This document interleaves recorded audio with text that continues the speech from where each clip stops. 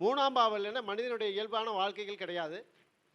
முயற்சியே மூணாம் பாவங்கும் போது அப்போ அந்த முயற்சி இல்லாமல் நம்ம பிறந்துட்டோம், அடுத்த முயற்சி பண்ணாதான் எல்லாத்தையும் அணிவிக்க முடியும் அப்படிங்கிறது தான் முதல் கட்டம். அந்த முயற்சிங்கிற விஷயம் மட்டும் எப்படி தெரிஞ்சுக்கணும் அப்படிங்கிறதுக்காகத்தான் திருமணத்தில் கொண்டு வச்சுருக்காங்க. அதை திருமணத்தில் ஏன் எப்படி வச்சுருக்காங்க அப்படின்னா கயிறாக வச்சுருக்காங்க. கயிறு 3 எழுத்து,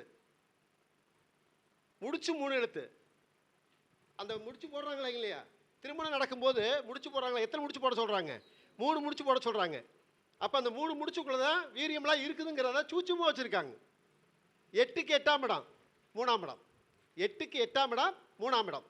அப்போ 3ஆம் இடங்கிறது கயிறு, முயற்சி, ஓட்டப்பந்தயம் 3ஆம் இடம் தான். சரிங்களா? ஓட்டப்பந்தயம் 1 2 3 எல்லாம் ஓடுவான் பாருங்க. அப்போ அந்த 3க்குள்ளே எவ்வளோ வீரியம் இருந்தால் அந்த 3 கொண்டு வச்சுருப்பாங்க. அதான் கழுத்து. கழுத்து 3ஆம், அது கழுத்து தானே, அங்கே கழுத்தில் தானே கயிறை கட்ட முடியும். எல்லாமே இந்த 3ஆம் இடமா இருக்கிறனால. சரிங்களா? சண்டை பழைய காலத்தில் எம்ஜிஆர்லாம் சண்டை கட்டும்போது பார்த்தீங்கன்னா 2 அடி வாங்கிட்டு 3ஆவது அடி திருப்பி அடிப்பாங்க. அதில் வீரி இருக்குங்கிறதுக்காக தான் அந்த விஷயத்தை அங்கேருந்தே பதிவு பண்ணிட்டு வந்திருக்காங்க. சரிங்களா? எல்லாமே இந்த 3க்குள்ளே வருங்க. சரிங்களா? அப்போ அந்த 3ங்கிறது எவ்வளோ ஒரு விஷயத்தை அது உபஜெயஸ்தானமாக இருக்குதுன்னு சொல்லியிருக்கிறோம். உபஜெயஸ்தானத்தில் அது ஒரு முதல் இடம். அது எது? 3ஆம் இடம். உபஜெயத்தில் 4 இடம் இருக்குது.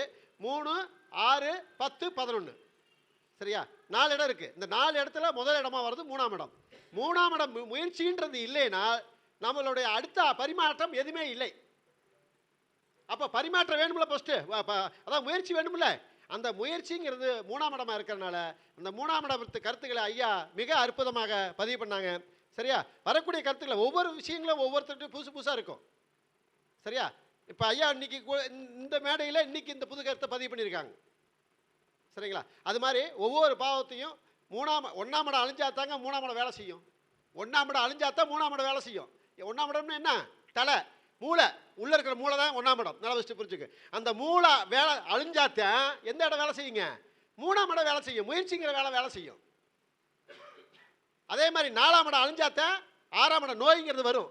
4ஆம் இடம் சுகமா? 4ஆம் இடம் சுகமா? அப்போ 6ஆம் இடம் என்ன? நோய் தானே. 4ஆம் இடம் அழிஞ்சுதுன்னா என்ன வந்துருங்க? நோய் வந்துடும். 4ஆம் இடம் கெட்டு போனால் என்ன வந்துடும்? 3ஆம் இடம் நோய் வந்துடும். அது 6ஆம் இடம். 7ஆம் இடம் கெட்டு போச்சுன்னா 7ஆம் இடம் அழிஞ்சாத்தான் எது வருங்க? 9ஆம் இடம் வேலை செய்யும். அப்போ 9ஆம் இடம் அழியணும். என்ன அழியணுங்க? ஆன்மீகம் அழிஞ்சாத்தான் காம வேலை செய்யும். 9ஆம் இடம் காமம் இல்லையா? 9ஆம் இடம் ஆன்மீகம் இல்லையா? அந்த ஆன்மீகம் என்ன செய்யணும்? ஆன்மீகம் வரணும்னா என்ன செய்யணும்? காமம் அழியணுமா? 7ஆம் இடம் காமம் அழியணுமா? அங்கே அழிஞ்சாத்தான் என்ன வருங்க? ஆன்மீகம் வரும்.